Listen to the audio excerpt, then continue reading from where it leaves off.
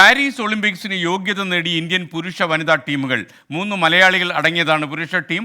Sports ഡെസ്കിൽ നിന്ന് അനിൽ വാസുദേവ് തത്സമയം വിവരങ്ങളുമായി ചേരുന്നു. Good morning Anil Vasudev. Paris ഒളിമ്പിക്സിൻ്റെ ആളുകളൊക്കെ ആയി എന്നറിഞ്ഞു, സന്തോഷം, പറയൂ. അതെ SKN, എന്തായാലും ഇന്ത്യൻ ടീമിന് മലയാളികൾക്ക് വലിയ സന്തോഷം നൽകുന്ന വാർത്ത തന്നെയാണ് രാവിലെ തന്നെ വന്നിരിക്കുന്നത്. ഇന്ത്യയുടെ പുരുഷ വനിതാ ടീമുകൾ, റിലേ ടീമുകൾ പാരീസ് ഒളിമ്പിക്സിന് യോഗ്യത ഉറപ്പിച്ചിരിക്കുകയാണ്. വേൾഡ് അത്ലറ്റിക്സ് റിലേ ചാമ്പ്യൻഷിപ്പിലാണ് ഇരു ടീമുകൾക്കും യോഗ്യത ഉറപ്പാക്കാനായത്. വനിതാ ടീമാണ് ഏറ്റവും ആദ്യം മത്സരിച്ച് അവർ ജമൈക്കയ്ക്ക് പിന്നിലായി 2ാം സ്ഥാനത്തെത്തിയാണ് പാരീസിലേക്ക് ടിക്കറ്റ് ഉറപ്പിച്ചത്. പിന്നീട് നടന്ന പുരുഷന്മാരുടെ മത്സരത്തിൽ അമേരിക്കയ്ക്ക് പിന്നിലായി 2ാമിൽ ഫിനിഷ് ചെയ്ത ഇന്ത്യൻ പുരുഷ ടീമും അങ്ങനെ പാരീസിന് യോഗ്യത ഉറപ്പിച്ചിരിക്കുകയാണ്.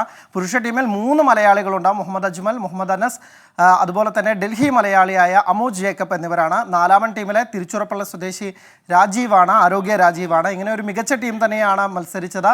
അതായത് നേരത്തെ തന്നെ ഈ പുരുഷ ടീം യോഗ്യത നേടുമെന്നാണ് പ്രതീക്ഷിച്ചിരുന്നത്. പക്ഷേ അവരുടെ പ്രധാനപ്പെട്ട ഒരു താരമായ രാജേഷ് രമേഷിന് പേശിവലിവ് മൂലം ആദ്യ റൗണ്ടിൽ പങ്കെടുക്കാനായില്ല. അതാണ് അദ്ദേഹത്തിന് തിരിച്ചടിയായത്, ആ ടീമിന് തിരിച്ചടിയായത്. പക്ഷേ 2ാം അവസരത്തിൽ ഇന്ത്യൻ ടീം എന്തായാലും ജയിച്ചു കയറി ഇങ്ങനെ 2ാം സ്ഥാനത്ത് ഫിനിഷ് ചെയ്തുകൊണ്ട് ഇപ്പോൾ പാരീസിന് ടിക്കറ്റ് ഉറപ്പിച്ചിരിക്കുകയാണ്. നിലവിൽ ഏഷ്യൻ റെക്കോർഡ് ഇന്ത്യൻ പുരുഷ ടീമിൻ്റെ പേരിലാണ് 2.59 സെക്കൻഡ് പേരിലുള്ളത്. അപ്പോൾ അങ്ങനെ ഒരു പ്രകടനം പാരീസിലും ആവർത്തിക്കാൻ സാധിക്കുകയാണെങ്കിൽ ഇന്ത്യക്ക് വലിയ നേട്ടങ്ങളിലേക്ക് എത്താമെന്ന് തന്നെയാണ് പ്രതീക്ഷിക്കുന്നത്. മികച്ച പ്രകടനം തന്നെ ഇന്ത്യൻ ടീമിൽ നിന്ന് പ്രതീക്ഷിക്കുന്നുണ്ട്. അത്ലറ്റിക്സിൽ ഇന്ത്യ ഇത്തവണ ഇതോടുകൂടി പാരീസിന് യോഗ്യത നേടുന്ന അത്ലറ്റുകളുടെ എണ്ണം 19ആയി. ഓഗസ്റ്റ് 1 മുതലാണ് ഈ അത്ലറ്റിക്സ് മത്സരങ്ങൾ തുടങ്ങുക.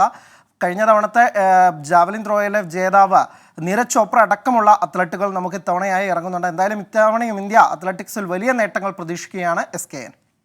Okay, thank you Anil Vasudev.